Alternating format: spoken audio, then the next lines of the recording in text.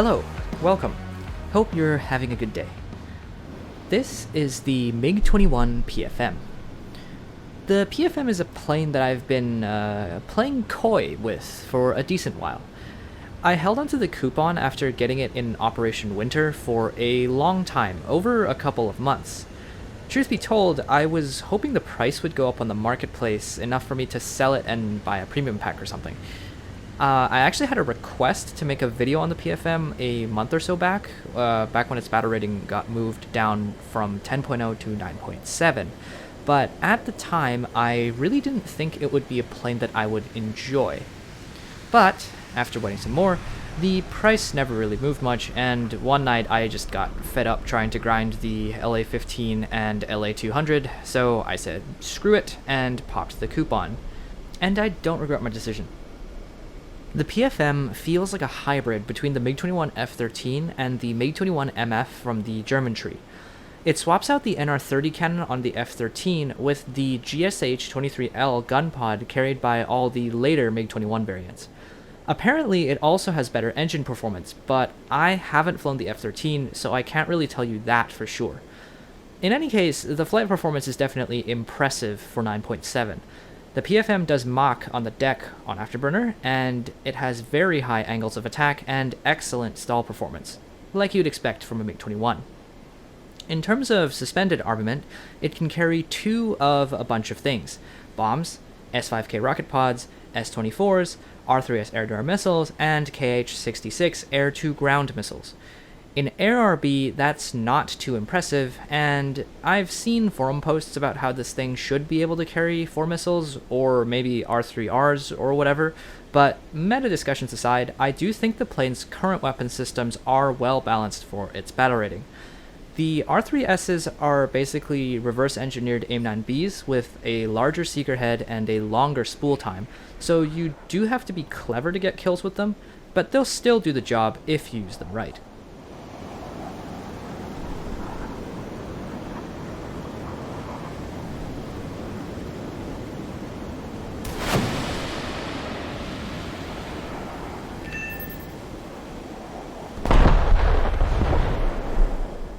On the topic of the gun, the GSH-23L is kinda crap at top tier because the shell velocity is really just too low. At 9.7 though, you do get the opportunity to do some low-speed dogfights, and the fire density of the twin barrels really shines there. In fact, though the individual 23mm shells are not enough to take out a target, the burst mass of the cannon is good enough to execute after a few fractions of a second on target, so deflection shooting and head-ons are definitely on the table. The flip side of this is, of course, that the meager 200 rounds you get go really, really fast, so you have to rely on both missiles and gun kills in order to rack up high kill games. Though it's no excuse, this is a big reason of why I've yet to score an ace in this plane, despite its excellent performance. Hello, it's me from the future. I actually did manage to get an ace after I'd recorded all the footage for this video, so I've decided to turn it from a double feature to a triple feature. Check out the last game if you want to see me get 5 kills. Bravo!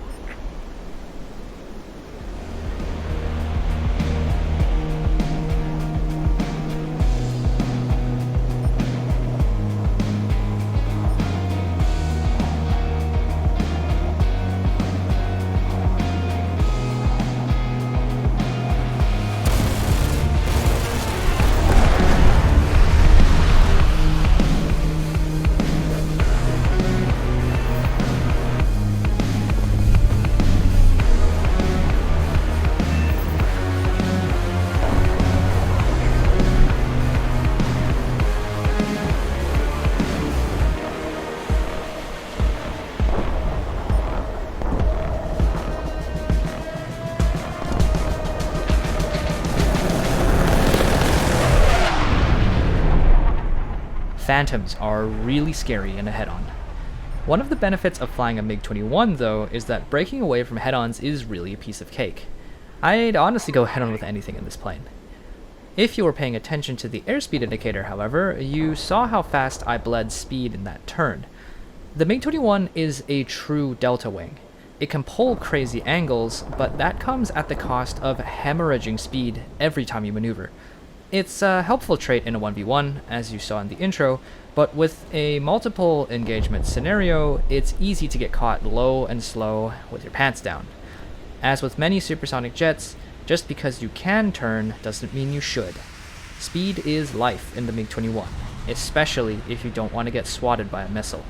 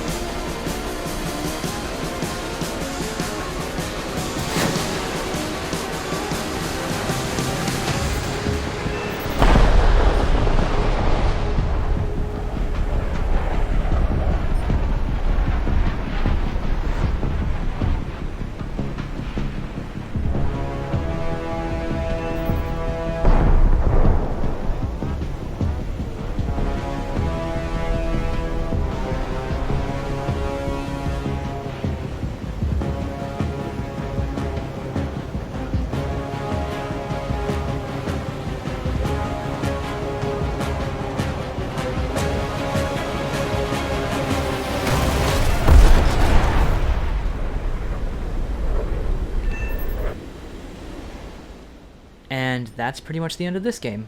On to the next one.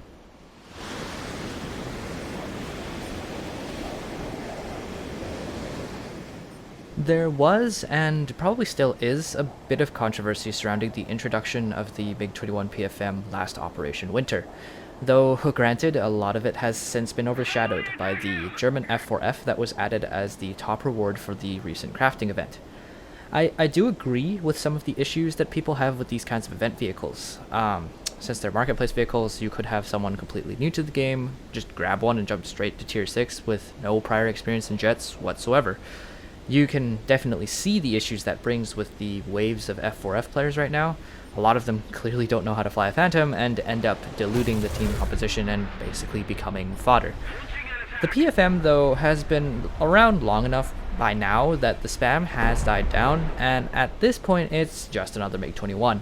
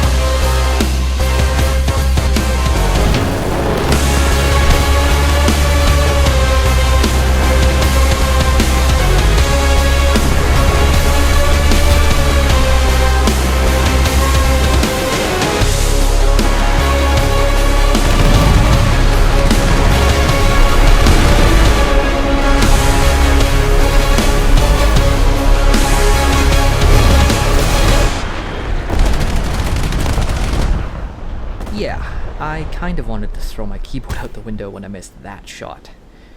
This game really shows the weirdness of aiming the GSH-23L gun pod.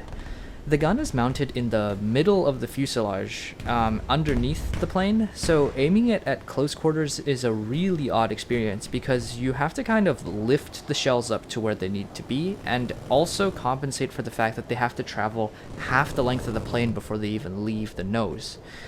Now I'm out of bullets, but I still have this missile, and I'm going to put it to use.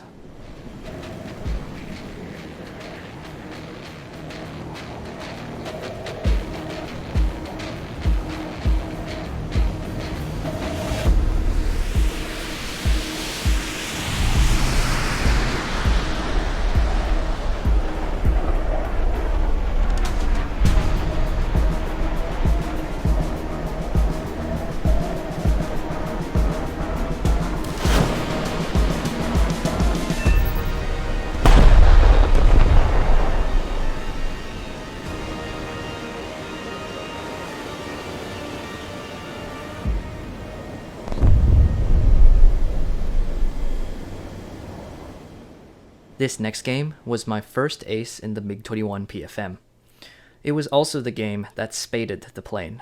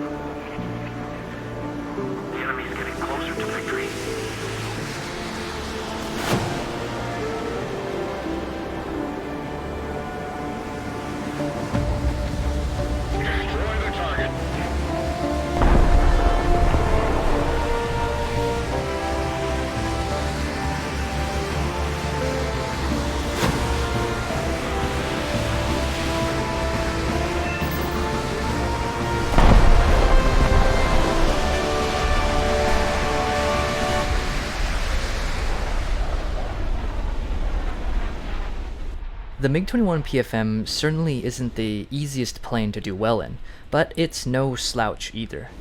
With some practice aiming the gun and missiles, the MiG-21 airframe can really shine against the competition at 9.7. While I can't really recommend buying this plane from the marketplace when the MiG-21 F-13 already exists in the tech tree, if you have a coupon floating around, I'd say activate it. I certainly never looked back. Thanks for hanging out.